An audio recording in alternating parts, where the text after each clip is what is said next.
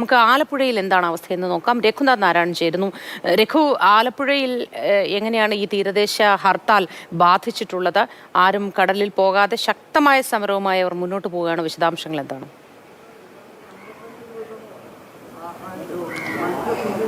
തോട്ടപ്പള്ളി ഹാർബറിലാണ് ഞാനുള്ളത്. സാധാരണ നിലയിൽ ഏറ്റവും കുറഞ്ഞതൊരു 12,000 മനുഷ്യരെങ്കിലും ഒത്തുകൂടുന്ന സ്ഥലമാണ്. രാവിലെ ഈ ചെറുവള്ളങ്ങളിൽ മീനുമായിട്ട് വന്ന് ഇവിടെ തന്നെ ലേലം ചെയ്ത് പുറത്തേക്ക് കൊണ്ടുപോകേണ്ട എക്സ്പോർട്ട് ചെയ്യേണ്ട മത്സ്യങ്ങളൊക്കെ കൊണ്ടുപോകുന്ന ഒരു സ്ഥലം കൂടിയാണ് തോട്ടപ്പള്ളി ഹാർബർ. നമുക്ക് ദൃശ്യങ്ങളിൽ നിന്ന് കാണാം, ചെറുവള്ളങ്ങളെല്ലാം ഇവിടെ നങ്കൂരമിട്ടിരിക്കുകയാണ്. വലിയ വള്ളങ്ങളൊക്കെ അപ്പുറത്ത് പുഴയ്ക്കപ്പുറം നങ്കൂരമിട്ട് കിടക്കുകയാണ്. എന്ന് മാത്രവുമല്ല, വാഹനങ്ങൾ മത്സ്യം കൊണ്ടുപോകുന്ന വാഹനങ്ങളടക്കം ഇവിടെ നിർത്തിയിട്ടിരിക്കുകയാണ്. ഈ തോട്ടപ്പള്ളിയുടെ ഒരു പ്രത്യേകത, ആദ്യം ഖനനം നടക്കുക വർക്കല മുതൽ അമ്പലപ്പുഴ വരെയുള്ള സ്ഥലങ്ങളാണ്. പ്രത്യേകിച്ച് ഈ തോട്ടപ്പള്ളിയെ സംബന്ധിച്ചിടത്തോളം കരിമണലിൻ്റെ വലിയ ഡെപ്പോസിറ്റ് ഉള്ള സ്ഥലമാണ്. നിലവിൽ തന്നെ ഖനനം നടക്കുന്നുണ്ട്. അതിനെതിരെ തന്നെ 10,000 ദിവസമായിട്ട് ഇവിടുത്തെ ജനങ്ങൾ പ്രക്ഷോഭത്തിലാണ്. അതിന് പിന്നാലെയാണ് ഇപ്പോൾ കേന്ദ്ര സർക്കാരിൻ്റെ കൂടി ഖനനം വരുന്നത്. തീരമേഖലയെ വല്ലാണ്ട് രീതിയിൽ ബാധിക്കും എന്നുള്ള ആശങ്ക മനുഷ്യർക്കുണ്ട്. കാരണം കഴിഞ്ഞ നമ്മൾ മിക്കവാറും ഈ മഴക്കാലത്തൊക്കെ വലിയ കടൽക്ഷോഭം, കരയിലേക്ക് 100 മീറ്ററോളം കയറുന്ന ധാരാളം സ്ഥലങ്ങളുണ്ട് ഈ തോട്ടപ്പള്ളി അമ്പലപ്പുഴ മേഖലയിൽ. നമ്മളോടൊപ്പം ഈ മത്സ്യത്തൊഴിലാളി മേഖലയുമായി ബന്ധപ്പെട്ട് പ്രവർത്തിക്കുന്ന ആളുകളുണ്ട്. ഇപ്പോൾ തന്നെ ഇവിടെ നിങ്ങൾ സമരത്തിലാണ്. ഇത് വലിയ രീതിയിലുള്ളൊരു ആഘാതം ഇവിടെ ഉണ്ടാകുമോ? തീർച്ചയായിട്ടും. കടൽ മണൽ ഖനനം പോലെ തന്നെ ഇവിടെ പരിസ്ഥിതിക്ക് വലിയ ആഘാതം ഏൽപ്പിച്ചുകൊണ്ട് കരിമണൽ ഖനനം നടക്കുകയാണ്. ഇവിടെ നടക്കുന്ന ഈ ഹർത്താൽ എന്ന് പറഞ്ഞാൽ കരിമണൽ ഖനനത്തിനും കടൽ മണൽ ഖനനത്തിനുമെതിരെയുള്ള ഹർത്താലാണ് ഇന്ന് നടക്കുന്നത്. കാരണം ഇന്ന് ഇപ്പോൾ പ്രഖ്യാപിച്ചിരിക്കുന്ന കടൽ മണൽ ഖനനം കടലിൻ്റെ ആവാസ വ്യവസ്ഥ തകർക്കുന്നതാണ്. കടലിൽ ചെളി അടിഞ്ഞിട്ടുള്ള ആ ചെളി നീക്കം ചെയ്തിട്ടാണ് ഈ മണൽ ഖനനത്തിന് ഒരുങ്ങുന്നത്. ഈ ചെളിയാണ് ചാകരയുടെ അടിസ്ഥാനം. ഈ ചെളിയിലാണ് മത്സ്യങ്ങൾ പ്രജനനം നടത്തുന്നത്. അവരുടെ ആഹാരത്തിനുള്ള കാര്യങ്ങളുമൊക്കെ മത്സ്യങ്ങളുടെ ആഹരിക്കുന്നതും ഈ ചെളി ആ തട്ടിൽ നിന്നാണ്. അപ്പം മത്സ്യസമ്പത്തിനാകെ, ചെറു മത്സ്യങ്ങളെ ആകെ ഇല്ലാതാക്കുന്ന ഒരു നടപടിയാണ് ഈ ഖനനം മൂലം ഇവിടെ സംഭവിക്കാൻ പോകുന്നത്. പിന്നെ തീരദേശത്തിൻ്റെ ശോഷണം, അങ്ങേയറ്റം തീരശോഷണം ഉണ്ടാകാൻ പോകുന്നു.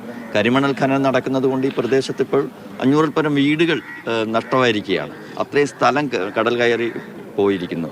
അപ്പം ജനങ്ങളുടെ ആശങ്ക കേന്ദ്ര സർക്കാർ കൊണ്ടുവരുന്ന ഈ കടൽ മണൽ ഖനനം, അതേപോലെ തന്നെ അതിനെതിരെ സംസ്ഥാന സർക്കാർ യാതൊരു പ്രതിഷേധവും സർക്കാരിൻ്റെ ഭാഗത്തുനിന്നും ഉണ്ടായിട്ടില്ല. സർക്കാരിനെ അനുകൂലിക്കുന്ന ട്രേഡ് യൂണിയനുകൾ സമരത്തിലുള്ളപ്പോൾ പോലും സർക്കാർ നേരിട്ട് ഈ കടൽ മണൽ ഖനനത്തെ എതിർത്ത് ഒന്നും പറഞ്ഞിട്ടില്ലെന്ന് മാത്രമല്ല, സംസ്ഥാന സർക്കാരിൻ്റെ പൊതുമേഖലാ സ്ഥാപനമായ KMML ആണ് ഈ കഴിഞ്ഞ ദിവസം കൊച്ചിയിൽ നടന്ന ഈ മണൽ ഖനനവുമായി ബന്ധപ്പെട്ട ഇൻവെസ്റ്റേഴ്സ് മീറ്റിന് അതിൻ്റെ ചിലവ് വഹിച്ചത് ഈ കമ്പനിയാണ്. അപ്പം കേന്ദ്ര സംസ്ഥാന സർക്കാരുകൾ ഒരുമിച്ച് നീങ്ങുന്ന ഒരു പദ്ധതിയായിട്ടാണ് ജനങ്ങൾക്ക് തോന്നുന്നത്. അതാണ് ജനങ്ങളുടെ ആശങ്ക. നമുക്ക് ദൃശ്യങ്ങളിൽ നിന്ന് മുമ്പേ കണ്ടതുപോലെ ഇവിടെയാണ് ലേലം നടന്നുകൊണ്ടിരുന്ന സ്ഥലം. അവിടെയെല്ലാം ഒഴിഞ്ഞു കിടക്കുകയാണ്. കാരണം വാഹനങ്ങളൊക്കെ ഇവിടെയുണ്ട്. പൂർണ്ണാർത്ഥത്തിൽ ഹർത്താലാണ്. ഒരു വള്ളം പോലും മീനുമായി ഇവിടെ എത്തിയിട്ടില്ല. ഒരു വണ്ടി പോലും ഇവിടെ നിന്ന് മീനുമായി പുറത്ത് പോയിട്ടില്ല. ജനങ്ങളൊക്കെ വലിയ ആശങ്കയിലാണ്. പ്രത്യേകിച്ച് ഈ കാലാവസ്ഥ രാവിലെ പുലർച്ചെ മുതൽ എത്ര തിരക്കായിരിക്കും ഹാർബറിന്റെ പരിസരത്ത് നമുക്ക് മനസ്സിലാക്കാവുന്നതേ ഉള്ളൂ. കൊല്ലത്തും അത് തന്നെയാവും അവസ്ഥ. ആലപ്പുഴയിൽ നിന്ന് രഘുവാണ് വിവരങ്ങൾ ഇപ്പോൾ പങ്കുവച്ചത്. നമുക്ക് കൊല്ലത്ത് കൂടി എന്താണ് വിവരങ്ങളെന്ന് അന്വേഷിക്കാം. കണ്ണൻ നായരുണ്ട്. Kannan, good morning.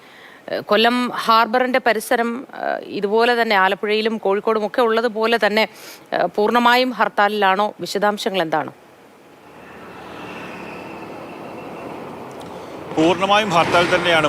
നീണ്ടകരയായാലും ശക്തികുളങ്ങരയായാലും Azhikkal harbour ആയാലും ഈ പ്രദേശങ്ങളിലെല്ലാം തന്നെ പൂർണ്ണമായും അടഞ്ഞു കിടക്കുകയാണ്. ഒരു വള്ളം പോലും അല്ലെങ്കിൽ ഒരു ബോട്ട് പോലും കടലിലേക്ക് ഇറങ്ങിയിട്ടില്ല. 12 മണി മുതൽ തന്നെ ഞാനിപ്പോൾ നിൽക്കുന്നത് നീണ്ടകര പാലത്തിന് മുകളിലാണ്. പാലത്തിൻ്റെ എതിർഭാഗത്ത് കായലിനോട് ചേർന്ന് ബോട്ടുകൾ നിർത്തിയിട്ടിരിക്കുകയാണ്. അതിന് ഏറ്റവും പ്രധാനപ്പെട്ട കാര്യം, എല്ലാ സമരങ്ങളും തുടങ്ങിയത് കൊല്ലത്ത് നിന്നാണ്. കാര്യം കൊല്ലത്തിൻ്റെ മേഖലയിലാണ്, കൊല്ലത്തിൻ്റെ തീരമേഖലയിലാണ് ഈ ഖനനം ആദ്യമായി നടക്കുന്നത്. കൊല്ലം പാരി എന്ന് പറയുന്നത് വർക്കല മുതൽ അമ്പലപ്പുഴ വരെയുള്ള പ്രദേശമാണ്. അതിൽ ഏറ്റവും കൂടുതൽ ഖനനം നടക്കുന്നത് ഈ കൊല്ലം കൊയിലോൺ ബാങ്ക് എന്ന് പറയുന്ന അല്ലെങ്കിൽ കൊല്ലം പാരി എന്ന് പറയുന്ന പ്രദേശത്താണ്. 302.65 ദശലക്ഷം മണലാണ് ഇവിടെ നിന്ന് കുഴിച്ചെടുക്കാൻ പോകുന്നത്.